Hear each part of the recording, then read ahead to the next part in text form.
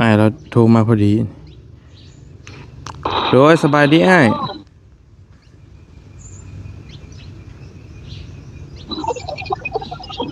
ใช่ระบบค่อยมีสัญญาณสบายดีฮัลโหลสวัสดีคนนี้โดยกายบ้านคนจีนไปกายบอกโอ้อ้ายยังบ่ทันฮอดบ่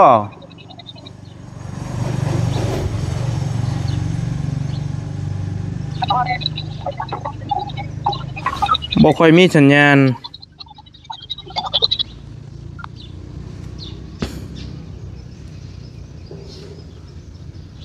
วิช่างเจาะน้ำเพิ่นโทรมาถามเรายังบ่ทันฮอดเรากำลังสิไปเจาะน้ำให้เอ้ยเทว่าซั่นอากาห้างนอดบ้านท่าที่ห้างเนี่ยโดยอ้ายเข้าไปฮอดบ้านพ้นซิมแหละอันเลี้ยวซ้ายเด้อเลี้ยวซ้ายตรงไปประมาณลักหนึงนี่บ่แล้วก็เลี้ยวขวาบัดนี้เลี้ยวขวาแล้วซื้อไปเลยอ้ายเข้าไปฮอดบ้านพ้นซิมแล้วถามเขาว่าบ้านส่งไปทางใดเขาจักกี่ดอกโดยไปฮอดบ้านส่งแล้วก็ถามอีกเทื่อนึงว่าเฮือนเสาเทอยู่ไสเด้อเฮาคันว่าท่านก็สิได้ลงไปนํอยู่โดย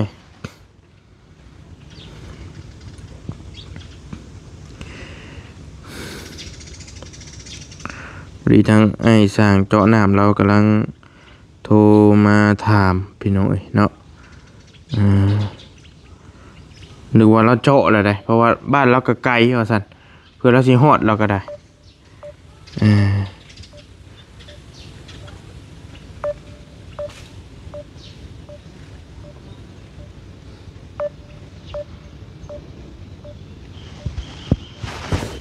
ส่งขาดบ่นี่ก็ได้นี่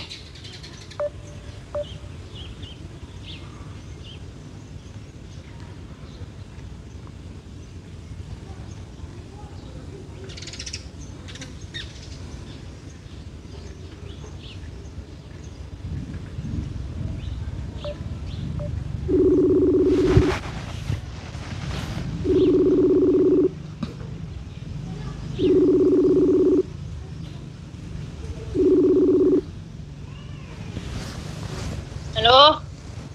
ลุงออกมาแล้วบ่ป้าอาบน้ำอยู่โอเคบอกเพิ่นถ่ายอยู่เฮือนนี่เด้อเขาถ่ายอยู่เฮือนนี่เด้อเห็นบ่โอเคอืมโอเคพี่น้อยรีท่าลุงเฮิมเนาะบ่รีก็ได้แล้วก็รถเจ้าน้ำก็กำลังมาบึ้มอยู่แล้วนั่นก็ได้พี่น้องหลายคู่หลายคนให้เบิ่งก่อนบริภาพวันไหนที่เขากำลังหาให้บริวารในอีกคนหนึ่งเขากำลังโทรหาอยู่แต่ว่าเขาเอาบุแพงนะราคากันเองเนี่ยนะ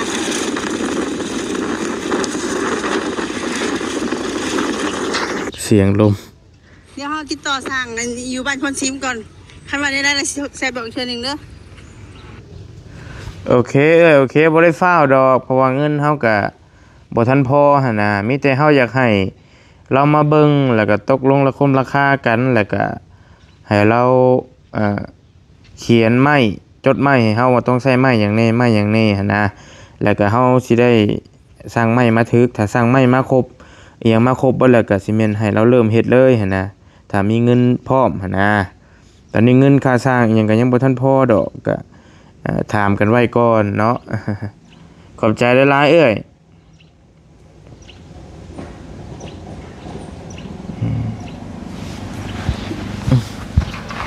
นี่ก็เป็นทางเอ้ยล่ะพี่น้องเอ้ยล่ะตุ้ยเฮาเอ้ยล่ะอ้วนเฮานี่แหละเนาะทักทายสบายดีเด้อพี่น้องเด้อสบายดียามบรรยากาศช่วงเที่ยงเนาะบัดจุกุทุกคนทักทายสบายดีกันอยู่เฮือนอยู่ซ่านมื้อนี้ก็ได้บอลลี่เนาะพอดีบอลลี่พี่น้อยกำลังสิออกไปเก็บเวียกเก็บงานหั่นแหละก็หลายเวียกหลายงานมื้อนี้ก็ได้เนาะบ่ว่าสิเป็นเจาะน้ำให้ซาวเทแน่แล้วก็บ้านน้องพรก็รู้สึกว่ากำลังสิขึ้นโครงหลังคาแต่ยังบ่ทันได้ขึ้นดอกเพราะว่าเพิ่นต้อง ตัดไม้แล้วก็ใส่แผ่นไม่เป็นลมเป็นหยังมันคักแน่ก่อนจังสิได้ขึ้นนะพี่น้องเอ้ยเผลอๆบ่อื่นมื้อฮื้อผู้จักสิได้ขึ้นหลังคาก็ฟังเบิ่งเนาะบ่แน่เราไปแล้วเฮ็ดแต่เช้าแล้วก็อาจจะได้ขึ้นมื้อนี้บ่รู้ว่าจังใดก็ฟังเบิ่งตัวจริงนํกันตัวนี้ก็ได้เนาะพี่น้องเนาะกับบอลลี่ก็นี่แหละประสานงานเรื่องสิสร้างกระต๊อบให้ยายนางเพิ่นนำแน่พี่น้องก็ให้อีหลาอ้วนเฮาหาสร้างอยู่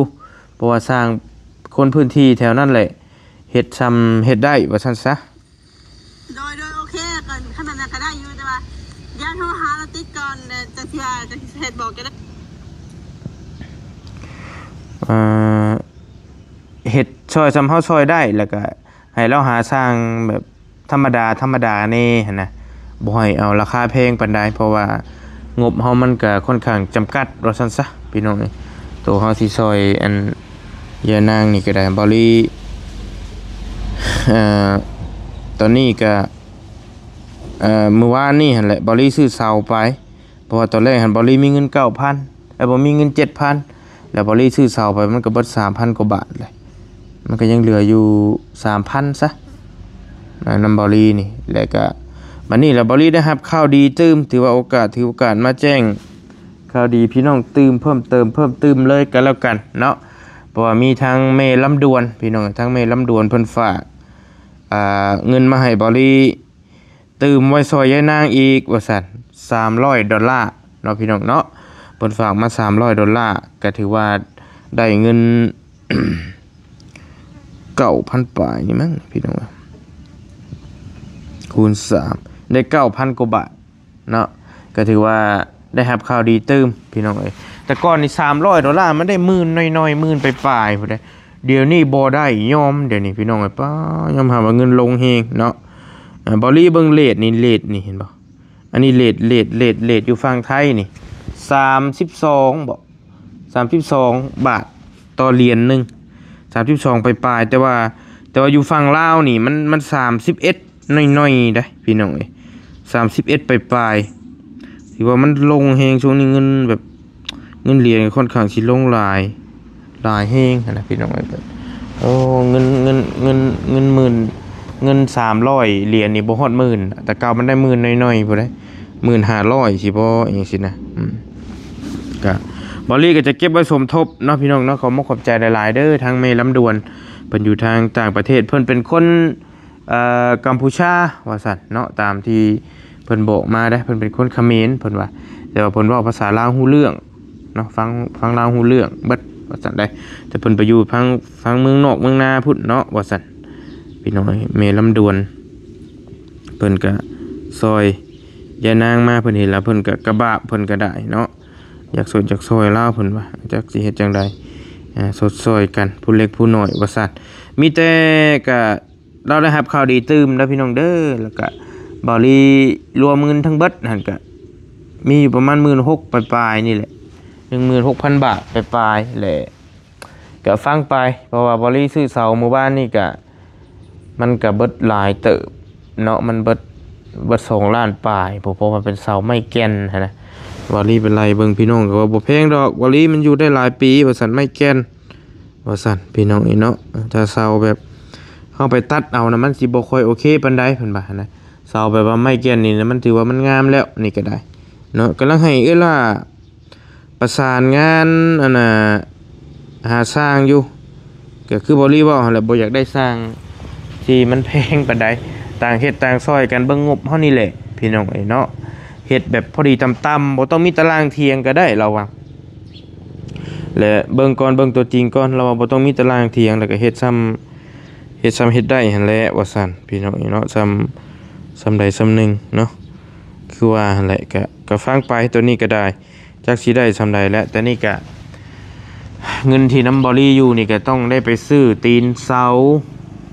ได้ไปซื้อไม้ได้พี่น้องไม้คือไม้ค้างไม้48และเนาะใส่วงกบบานประตูคิดว่าอยากใส่ให้เล่าคักแน่นะบอรี่ก็ได้คิดว่าประมาณนั้นอยากใส่อย่างน้อยนี่อยากใส่ให้เล่านี่วงใหญ่นี่2 วงบอรี่คิดว่าจะทำประมาณก็ยังคิดอยู่ว่าสิเฮ็ดซ้ำใดในใจก็อยากเฮ็ด4 คูณ 4 เมตรคูณ5สิบ่บุคคลในใจบรินะแต่แค่4คูณ5เพราะว่าเสามัน6ต้นแล้วก็กั้นห้องให้เราคนละครึ่งเฮ็ดเป็น2ห้องนะพี่น้อยในใจบรินะคิดว่าจะคิดจังซั่นเพราะว่าเราเองก็เราบอกว่าเราอยู่กับลูกชายแหละหลายคนก็มองบ่ดีนั่นโน่นนี่ว่ามันบ่สมควรมันนั่นโน่นนี่มันนอนนำกันแล้วคือว่าบ่คักบ่งามหูบ่งามตาอีหยังซั่นนะบางคนก็ว่าไปต่างๆนานาเราเองก็บ่ค่อยม่วนในใจเราอะนะแต่เราก็บ่ได้เรียกร้องอีหยังจากเบาลี่ว่าต้องเฮ็ดแบบนี้ให้ข่อยเด้อบ่เราเว้านำเราเปรียบเปรยให้ฟังว่ามีคนเว้าใส่เราหั่นนะเราก็เลยบ่ม่วนใจเราแต่ว่าในใจเบาลี่ก็คิดว่าจะเฮ็ดให้เรา2ห้องเนาะเฮ็ดคือเฮือนไอ้อาจนี่แหละแต่ว่าสิต่ำกว่าหั่นสิต่ำกว่าเฮือนตาอาจแต่สิกั้นให้เรา2ห้องทางเข้านี่คนละห้องบานวงกบบานน้อยๆนะทางเข้าบานเดียวนะวงกบใหญ่น่ะ2อันแล้วก็วงกบน้อยน่ะ2อันอย่างละป้องสินะถ้ามันสิเป็นไปได้พี่น้องคิดว่าจะเฮ็ดให้เราจังซั่นบ่ลีก็ได้เนาะความในใจดอกก็ฟังไปทางงบเฮาสิพอเนาะก็ฟังไปเรื่อยๆเพราะว่าได้เฮ็ดให้เราทั้งที่แล้วก็จะเฮ็ดให้มันดีนิดหน่อยนึงบ่ได้ว่าสิเฮ็ดเป็นเทือนดินให้มันเบิดงบมากมายมหาศาลหรอกพี่น้องเอาไม้นี่แหละตอกไม้ธรรมดาตอกไม้ใช้ธรรมดาแล้วก็ปูแป้นให้เราแล้วก็ถ้าเป็นไปได้ก็แป้นฟ้าให้แล้วแป้นฟ้าให้เราแล้วก็มุงสังกะสีให้เราก็แค่นั้นแหละพี่น้องก็พอแล้วสังกะสีก็ถ้ามันบ่ไหวเลยก็เอาตัวธรรมดาก็ได้บางๆนะแบบเฮามุงแบบบ่เรียกไปมุงให้ลุงคนป้านะหรือว่าถ้าสิเกรดดีขึ้นมากกว่าหั่นก็เป็นอลูซิ่งขนาดบางเลยมันก็บ่ได้แพงปานใดตัวนั้นก็ถึกๆคือกันอลูซิ่งขนาดบางๆแต่ว่ามันก็ดีกว่าสังกะสีเฮาทั่วไปนี่สังกะสีตัวอันมันเป็นแกนนี้มันเป็นอันเหลื่อมๆนะว่าซั่นซะพี่น้องแต่ว่าก็ฟังไปเนาะเงินนำบริมีตัวนี้ก็บ่มั่นใจว่ามันสิซื้อหยังได้ซำใดหั่นนะก็เบิ่งตัวจริงนำกันก่อนบ่ต้องไปซื้อตีนเสาตีนหยังให้เราให้มันคักแน่หั่นนะบ่เตียงเฮ็ดเฮือนตาอาดก็เบิดหลาย10ล้านคือกันได้แต่ว่ามันก็บ่เกินกำลังผู้ใหญ่ใจบุญเพิ่นผู้เล็กผู้น้อยผู้ร้อยผู้พันมันก็เป็นเฮือนหลังนึงขึ้นมาได้เป็นกระตูบหลังนึงหั่นนะเราเองก็บ่ได้เรียกร้องหยังหลายจากบริว่าซั่นเราก็บอกว่าเอาซ้ำที่เพิ่นซอยได้หั่นนะกระตูบน้อยๆก็ได้พอดีเย็กขึ้นนี่เราพอดีเพียงเอวนี่บ่ต้องการหยังมากมายดอกพอให้ผลบ่ฮัวแดดบ่ถึกเราอ่ะพอเราอยู่ปัจจุบันนี่ก็ลำบากแฮงแล้วพี่น้องเนาะก็เข้าใจเราอยู่ตัวนี้ก็ได้ยายเราก็เฒ่าละก็บั้นปลายของชีวิตคนเฮาละสิเฮ็ดจังไดนี่ก็ได้พี่น้องเนาะก็ฟังไปพี่น้องเอ้ยทั้งนี้ทั้งนั้นก็เบิ่งงบเฮานี่แหละสิได้ซำใดสิซอยเราได้ซำใดบอลี่ก็คือบอลี่ว่าไว้หั่นแหละยังมีหลายเวียกหลายงานอยู่ตอนนี้ก็ได้ทางทีมงานก็ไปลาวเหนือน้ำเนแล้วก็อยู่เซโปน้ำกะมีอาจารย์ลาวบ่จันเบาบุญสารวัตร3เคยนั่นแหละเบาเคยหลาอยู่พุ่นแล้วก็บอลี่ก็สิได้ขึ้นไปคือการแต่มึงเก็บเวียกเก็บงานอยู่พี่ก่อนเจาะน้ำเจาะในเบิ่งเฮือนสาวพรเฮาน้ำเนน้องพรเฮานี่ก่อนบ่ามันสิเป็นจังใดเพราะว่าบ่มีผู้ดูแลได้นี่ก็ได้บ่ยาวบ่ตูนก็ขึ้นไปพุ่นเบิดเลยก็มีแต่บ่ไล่ลุงหนวดนั่นแหละเพิ่นก็ไปอยู่เมื่อวานนี้ก็เข้าไปอยู่เนาะแต่ว่าเพิ่นบ่มีงบในส่วนนั้นในส่วนเฮ็ดเฮือนเฮ็ดซ่านส่วนมีงบนี่มีแต่น้ำบ่ลี่บ่ตูนลุงเฮิมแล้วก็บ่ยาว4คนนะหลักๆเนาะเฮ็ดเฮือนให้น้องพรพี่น้องเอ้ยก็ถือว่ามื้อนี้บ่ลี่มาแจ้งข่าวดียายนางเนาะมาแจ้งข่าวดีแล้วก่อนสิออกเดินทางพี่น้องก่อนสิออกแต่บ้านก็มีข่าวดีมาแจ้งจะตื่นแล้วลูกขี่บ่ลูกลูกสาวตื่นก็ตื่นเพิ่นนอนดึกมุดครบเด้อพี่น้องอย่ามุดครบได้ลูก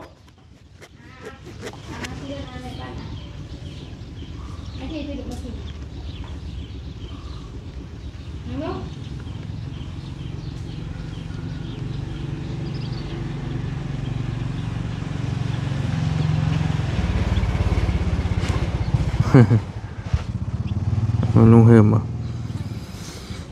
เบิ่งหมดครบได้อเด้อ ตื่นเพราะเฮงให้เสียกไปน้ำอีกบัดพี่น้อง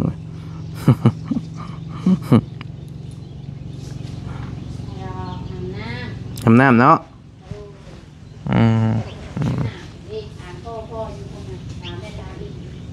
เพราะว่าส่วนหลายเพิ่นอยากไปจะขี่รถนั่นแหละพี่น้องเล็กน้อยก็ต้องอยากขี่รถแหละตื่นมาบ่เห็นพ่อแล้วก็จมหาให้กำลังเฮียนว่าวเด้อยากไป อยากได้ไปแล้วขี่รถแล้วก็มีเฮงเล็กน้อยกำลังอยากไปว่าซั่นพี่น้องเอ้ยก็ส่วนเรื่องเฮือนน้องพรก็อันน่ะตอนนี้ก็คือบอลี่ว่าวแหละพี่น้องเอ้ยหลังคามีแล้วบอลี่ก็พาลุงเฮิมไปสั่งให้เพิ่นเรียบร้อยแล้วหลังคาเมื่อวานแล้วก็ยังขาดแต่ไม้โซล่าหั่นแหละยังขาดตัวไม้โซล่าเพราะว่าเฮือนน้องเพิ่นนี่มันก็ใหญ่เติบได้พี่น้องซ้ำอยู่เฮือนน้องน้ำบ่เพิ่นสิลายเฮือนน้องน้ำอีกจักหน่อยบ่จักบอลี่ถามอาจารย์ลาวแล้วมื้อน่ะทักถามเพิ่นจักสิอยู่ในเครื่องใดเด้บัดนี้อาจารย์ลาวมันก็เด้อตุ่มบ่แม่นนี่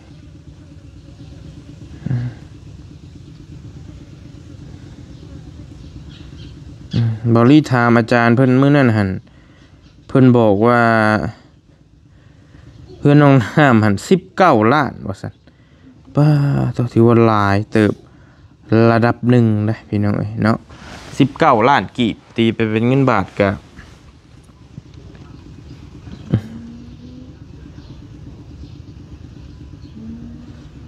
ตัวดี 30,000 ตีไป 30,000 บาทซะตีไป 30,000 บาทแต่ว่าตัวนี้หันน้ำบ่อยาวหันเพิ่นมีแล้ว3 ล้านมีแล้ว3 ล้านกีบน้ำบ่อยาวฮะแต่ว่ามันสิเบิดเท่าใดสิใช้จักตับมันอาจสิรุดลื่นกันเล็กน้อยถ้ากับเพื่อนน้องน้ำก็ได้ว่าสั่นซะฟังไปตัวนี้ก็ได้พี่น้องเอ้ยนำบ่อยาวหันมีแล้ว3 ล้านเงินค่าไมโซล่าพี่น้องมีเท่านั้นบ่อยาวหั่นแหละแล้วก็เงินนำลุงเฮิมหันตัวนั้นน่ะเพิ่นมีคือว่า12 ล้านบ่หรือ11 ล้านนี่แหละเดี๋ยวซื้อสังกะสีเมื่อวานนี่น่ะมันเบิด8 ล้านปลายแต่ว่าเราก็ต้องเก็บไว้ซื้อตะปูซื้อแผ่นลบแผ่นอีหยังมันที่มันยังบ่พอซื้อน็อตซื้อหยังหั่นแหละก็ยังหลายอย่างอยู่ซื้อแผ่นเป็นลมเป็นหยังมันนำแน่หั่นนะพี่น้องก็ฟังไปถ้ามันเหลือเราอาจจะเก็บไว้สมทบค่าสร้างน้ำบอลี่ส่วนที่มันยังขาดอยู่พอบอลี่แจ้งไปแล้วว่าค่าสร้างนี่มันขาดอยู่ล้านนึงแต่บอลี่จกไปซื้อใหม่แต่ว่าถ้ามันเหลือจากหั่นมันเหลือเบิดทุกอย่างแล้วก็แม่นเราก็อาจจะเอามาสมทบซื้อไม้สลาใส่น้ำกันนะอาจจะเหลือหรือบ่เหลือก็ฟังไปฟังเบิ่งตัวจริงน้ำกันเบิ่งตัวจริงก่อนตัวนี้ก็ได้เนาะพี่น้องเนาะช่วงนี้ก็ น้องเพิ่นก็รู้สึกว่าน้ำตาซึมๆน้องพรเพิ่นนี่ก็ได้ให้แต่ว่าพี่น้องเนาะบอลี่ลงไปบางนึงนี่ก็คอมเมนต์เพิ่น100 กว่าเลยเนาะเพิ่นเศร้าว่าซั่นเนาะเพิ่น55นะเบิ่งคลิปบอลี่ลุงเหิมมีครบทุกรสนะเอาโลดมีทั้งบทโศกเศร้าเคล้าน้ำตาบทตลกเฮฮาบทเพลงบทลำบอลี่เสียงมวลครับขอบคุณหลายๆเนาะลุงเหิมกับเสียงดีพี่น้องกับน้องมาลายคือพี่น้องแบบบางที่ก็บอลี่ก็เฮาก็ต้องเว้าความจริงนะเพราะว่าเฮาไปซอยบ้านใดเฮาก็ต้องเว้าในนี่แหละว่าก็ต้องบอกความจริงหั่นแหละเนาะเพราะว่ามันก็ต้องเป็นนั่นอยู่แล้วว่าเฮาซอยแล้วก็เฮาก็ต้องไปซอยทางอื่นหั่นน่ะว่าเฮาที่ผ่านมาก็เฮาบอกนั่นบัดสุคนสาวเตลสาวยังนี่เพิ่นก็โศกเศร้าคือกันหั่นแหละเพิ่นก็ยันมันเงียบมันเหงาว่าซั่นเพราะว่าแต่ก่อนก็ทีมงานหลั่งไหลเข้ามาตลอดแต่ว่าก็ยังบ่ถึงขั้นกับน้องพรนี่ให้เอาแท้ว่าพี่น้องให้แต่ว่าบ่จักบ่ฮู้ว่าสิให้จังได๋ ก็เพิ่นเซนซิทีฟเรื่องการจากลาแหละคือลุงเฮิมบ่แล้วเพิ่นแบบบ่มักการจากการลามันบ่มีไผหรอกพี่น้องมักเนาะเพราะว่ามีเกิดก็ต้องมีตายมีพบก็ต้องมีจากเนาะมันบ่มีไผอยากก็คือผู้เจ้าเพิ่นก็บอกแหละทุกข์ที่สุดนี่คือการแก่การเจ็บการตายก็คือการพัดพรากจากกันนั่นเองพี่น้องมันเป็นความทุกข์ของมนุษย์เฮาคือที่สุดนั่นแหละแต่ว่า น้องคนนี้ก็แต่ก่อนก็บ่ได้ค่อยให้ช่วงบ่ยาวว่าบ่ยาวบ่ประธานป้องว่าสิขึ้นไปเหนือแล้วไปหลายมื้อแล้วก็เลยว่าก็เลยรู้สึกว่าเพิ่นให้ตามใจแล้วให้บัดนี้แหละทีมงานเว้าหยังน้อยหนึงเล็กๆน้อยๆก็อยากให้บัดนี้เว้าเรื่องการจัดการลานี่นะแต่สิว่าไปทางอื่นก็ธรรมดาอยู่พี่น้องแต่บอลลี่ก็ด้วยความที่บอลลี่เนี่ยบ่อยากให้คนในโศกเศร้าหลายก็เห็นน้องเพิ่นให้แล้วก็หาแนวเว้าแนวหยอกเฮ็ดให้ห้องเพลงห้องล่ำใส่ เฮ็ดหยอกน้องเพิ่นน่ะบ่อยากให้โศกเศร้าหลายมันก็บ่ดีดอกพี่น้องโศกเศร้าหลายก็ได้บ่มีแนวดีเนาะก็ประมาณนั้นแหละพี่น้องเฮือนน้องพรก็ยังขาดไม้โซล่าเด้อพี่น้องเด้อหลักๆเนาะว่ายันพี่ยันน้องบ่ฮู้หั่นนะก็แจ้งกันตื่มแจ้งกันเรื่อยๆนี่แหละส่วนค่าสร้างนั้นอาจจะพอแล้วเพราะว่าเดี๋ยวสิฮักกับน้ำลุงเฮิมแต่มันพอบ่พอก็ได้เพราะว่าลุงเฮิมมันเงินเราเหลืออยู่เหลือจากซื้อไม้โซล่าหั่นแหละเหลือจากซื้อไม้เสียจากซื้อสังกะสีหั่นนะว่าซั่นซะพี่น้องแล้วก็ฟังไปเนี่ยใดก็ได้เนาะขาดไม้โซล่าหลักๆมีแล้ว3ล้านกีบตอนนี้น้ำบ่ยาวเนาะฟังไปพี่น้องเอ้ยเอากะขอขอบคุณขอบใจหลายๆเนาะบอลลี่ก็สิขอปิดคลิปจบคลิปไว้เพียงส่ำนี้ก่อนขอบคุณขอบใจขอบุญขอบคุณหลายๆทางเมลำดวนเด้อที่ซอยสุดซอยยายนางเนาะเพิ่นฝากเงินมา300เหรียญก็ให้เมอยู่ดีมีเฮงให้โชคให้มานให้ร่ำให้รวยเนาะปรารถนาสิ่งใดก็ให้ได้สิ่งนั้นสมความมุ่งมั่นปรารถนาเนาะอย่าเจ็บอย่าจนอย่าขัดอย่าข้องร่ำรวยได้เมเด้อขึ้นเหนือลงใต้ไปทางใดมาทางใดก็ให้มีแต่คนหักคนแพงให้มีแต่คนนำหน้าถือตาให้มีแต่คนให้เกียรติเจ้าให้เจ้าร่ำรวยอยู่ดีมีเฮงสุขภาพเข้มแข็งเป็นโฮมเป็นเงาเบิ่งลูกเบิ่งหลานเบิ่งผู้ทุกข์ผู้ยากต่อไปเด้อสาธุเนาะขอบใจหลายๆผู้ใหญ่ใจบุญบัดจุกุทุกคนที่ได้สดได้ซอยแต่ละเคสเนาะโดยตลอดมาเนาะบุญคำน้ำสู้บุญคำน้ำส่งบัดจุกุทุกคนให้ร่ำให้รวยอยู่ดีมีเฮงสุขภาพเข้มแข็งเนาะร่ำรวยอย่าเจ็บอย่าจนอย่าขัดอย่าของเฮงปังๆเนาะสาธุแล้วก็ขอบใจขอบุญขอบคุณหลายๆทางพ่อแม่พี่น้อง FC บัดสุขุทุกคนที่ขาดไปบ่ได้เนาะถ้าขาดเพิ่นนี่ก็ทีมงานเฮานี่ก็อยู่บ่ได้ถ้าขาด FC ที่คอยสนับสนุนคอยติดตามรับชมเบิ่งคลิปให้เนาะก็ขอบใจเป็นอย่างสูงเนาะบ่ว่าสิเป็น FC อยู่ทางประเทศลาว